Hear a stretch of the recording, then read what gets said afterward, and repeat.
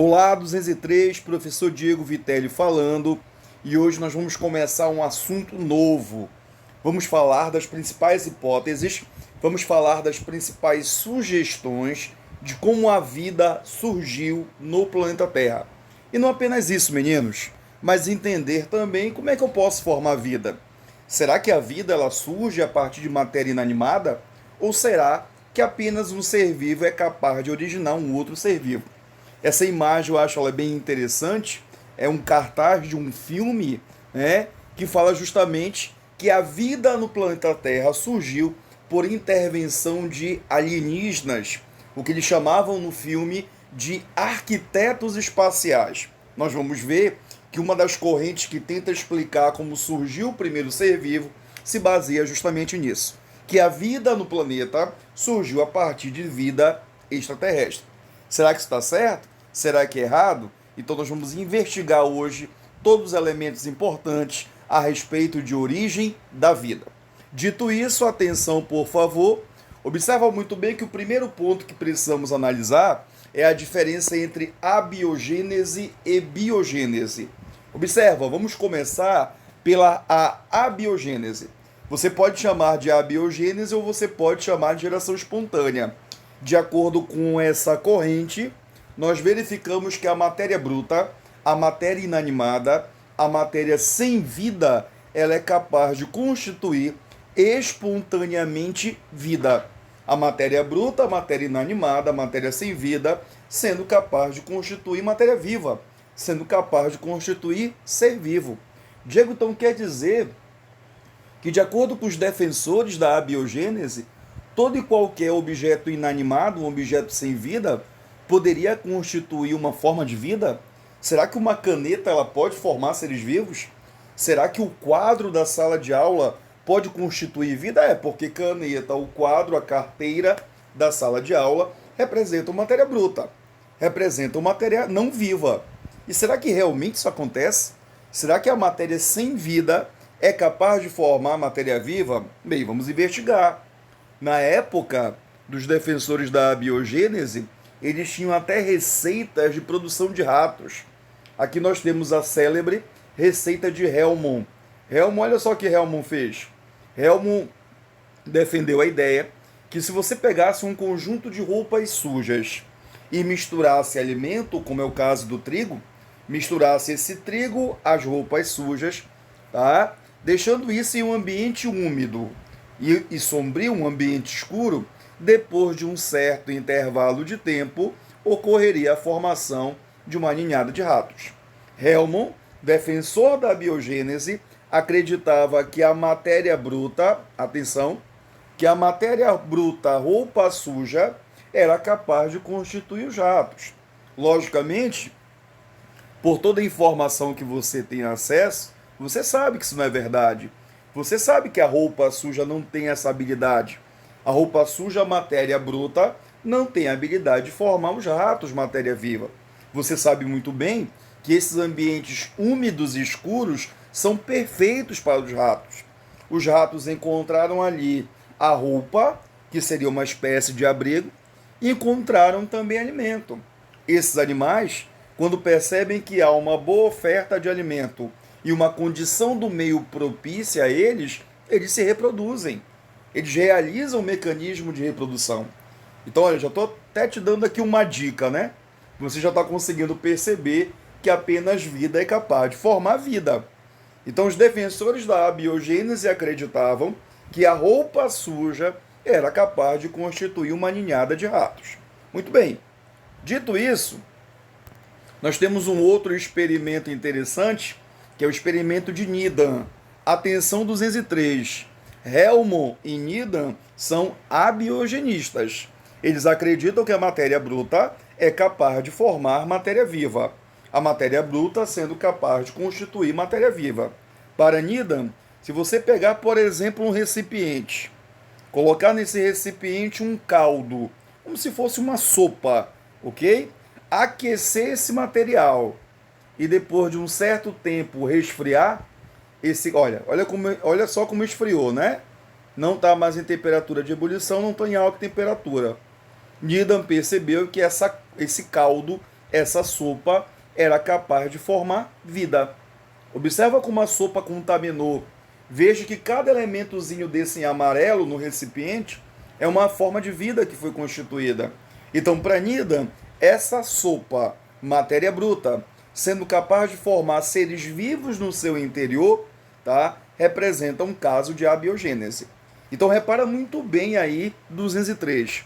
Repara que para a abiogênese, de fato, a matéria bruta, a matéria sem vida, era capaz de constituir matéria viva. Era capaz de formar seres vivos. Dito isso, atenção, por favor. É interessante que essa corrente que vai surgir para se opor à abiogênese, ela é contemporânea. As duas são contemporâneas. As duas elas vivem no mesmo momento da história. E esse conflito ele é importante por quê?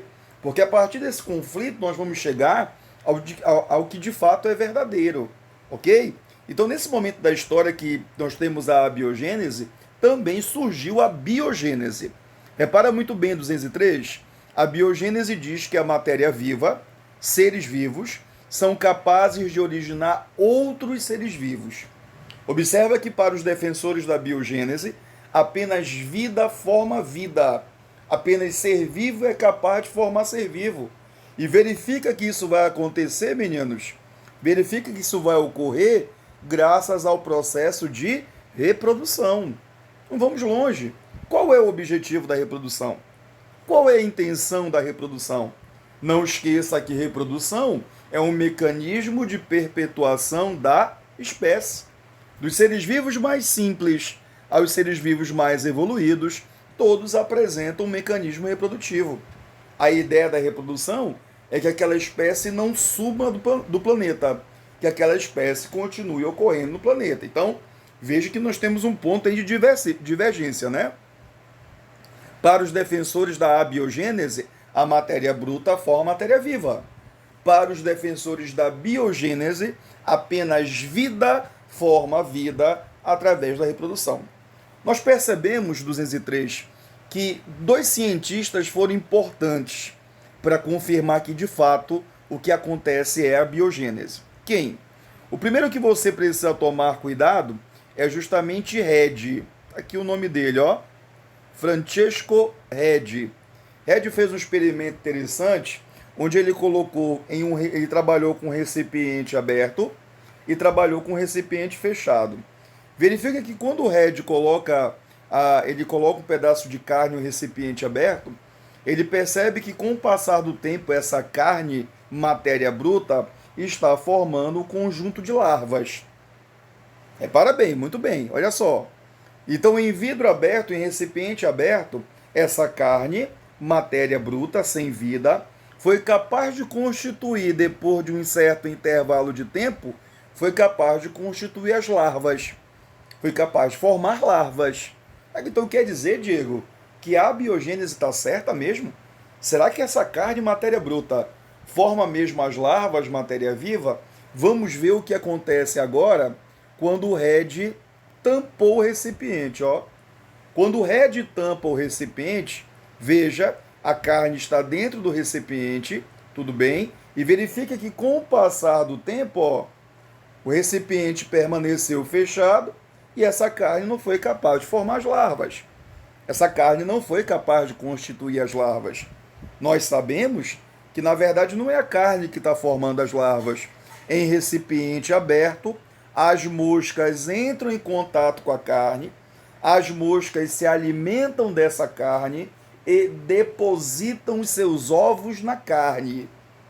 Veja, portanto, é que a partir dos ovos dessas moscas que vão surgir as larvas. Então, repara que eu acredito, né? Todos nós já sabemos que, na verdade, não é a carne que está formando as larvas. Na verdade, as moscas se reproduziram, produziram ovos, depositaram os ovos na carne e, a partir desses ovos, eclodiram as larvas. Mas Redi não está vendo isso. Até então, o que Redi percebeu? Que em recipiente aberto, a carne forma as larvas. Em recipiente fechado, a carne não forma as larvas.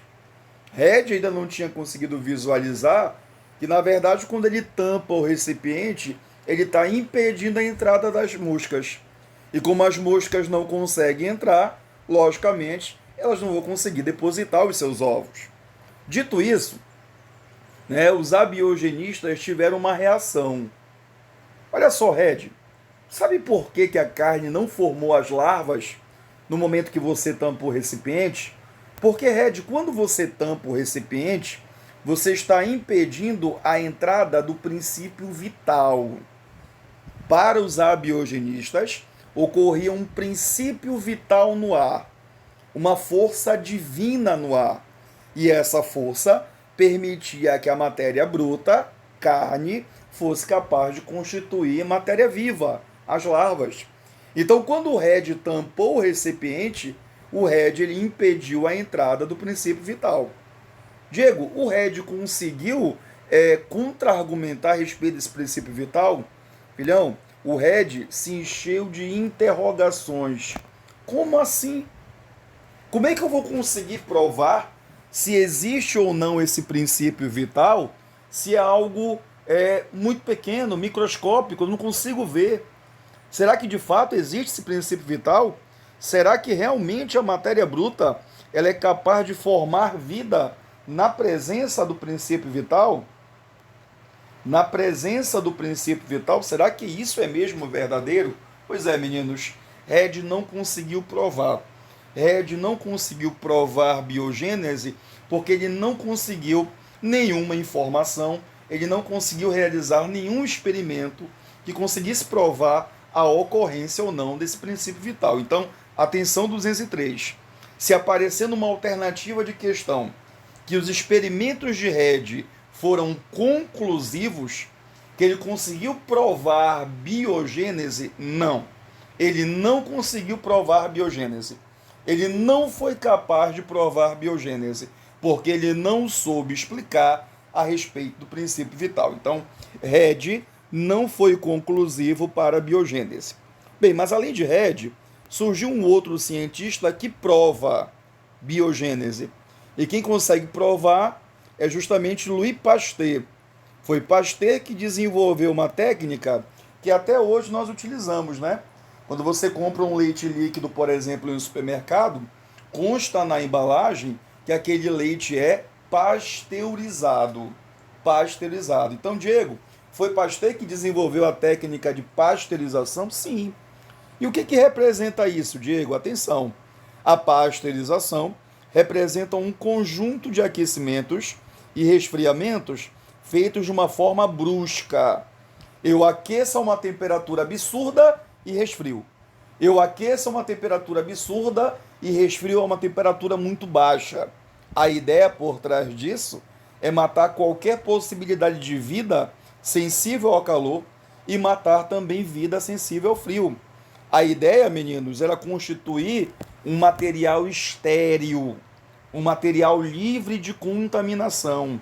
Nos experimentos de Pasteur, ele usou dessa técnica para que aquele material que ele estava ali trabalhando, manipulando, não possuísse nenhuma forma de vida.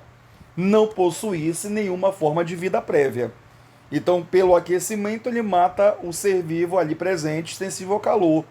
E pelo resfriamento brusco, ele mata também seres vivos sensíveis ao frio. Então, a ideia era começar o seu experimento, tá, com a não ocorrência de nenhuma forma de vida prévia, ok? Dito isso, atenção, ó, você tem aqui o experimento de Pasteur. Verifica muito bem, 203, o seguinte: Pasteur pega um recipiente, ó, e no interior desse recipiente ele coloca um caldo nutritivo, uma sopa. Verifica também que a ponta do recipiente Pasteur aqueceu, de modo a formar essa disposição. Verifica como é que ficou o tubo aqui, ó. Essa ponta do recipiente foi o que Pasteur chamou de pescoço de cisne. Ele realizou o experimento do pescoço de cisne. Observa como ele promoveu um aquecimento prévio. Verifica como ele está matando qualquer forma de vida. Meninos, o que Pasteur queria provar? Observa muito bem, atenção aí, verifica comigo o seguinte, ó. Perceba que o recipiente, a ponta do pescoço de cisne, está aberta. Se o recipiente está aberto, o princípio vital conseguiria entrar. Os abiogenistas não defendiam que ocorria um princípio vital no ar? Então, o recipiente está aberto. Então, se o recipiente está aberto, o princípio vital vai entrar, de modo que esse caldo, matéria bruta, vai ser capaz de formar matéria viva. Se o recipiente está aberto, o princípio vital entra, de modo que a matéria bruta, que é o caldo, será capaz de formar matéria viva. E repara que passou um certo intervalo de tempo, verifica que ocorreu aí um certo intervalo de tempo e o caldo permaneceu estéril. O caldo não formou nenhuma forma de vida, não constituiu nenhuma forma de vida. Poxa, Diego, mas o recipiente não está aberto? Está. Eles não diziam, os abiogenistas não diziam que ocorria um princípio vital no ar? Sim. E por que essa matéria bruta caldo não foi capaz de virar matéria viva? Por que aqui dentro eu não percebi a formação de nenhuma forma de vida? Muito bem. Então eu já sei que alguma coisa está atrapalhando que esse caldo forme vida. Então vamos fazer o seguinte, vamos começar a mexer aí nesse sistema. Olha o que Pasteur fez. Pasteur teve a brilhante ideia de remover, de quebrar o pescoço de cisne. Quando Pasteur quebrou o pescoço de cisne, quando Pasteur provocou a quebra do pescoço de cisne, rapidamente o caldo contaminou. Rapidamente o caldo começou a formar vida. Então você já sabe qual é a conclusão óbvia para isso, né? É o pescoço de cisne que está atrapalhando a entrada do princípio vital. Filho, o que Pasteur fez? Pegou o pescoço de cisne e com uma espécie de cotonete, ele removeu as impurezas do pescoço de cisne. Essas impurezas ele levou ao microscópio e percebeu de fato o que seria o princípio vital. E se eu te disser que esse princípio vital existe?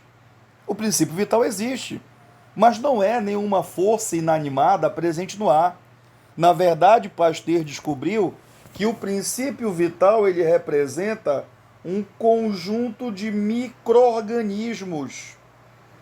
O princípio vital ele representa um conjunto de micro-organismos presentes no ar.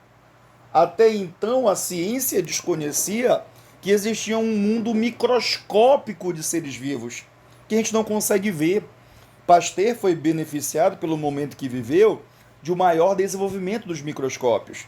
Então, essas impurezas retidas no pescoço de cisne, na verdade, representam um conjunto de micro-organismos. Esses micro-organismos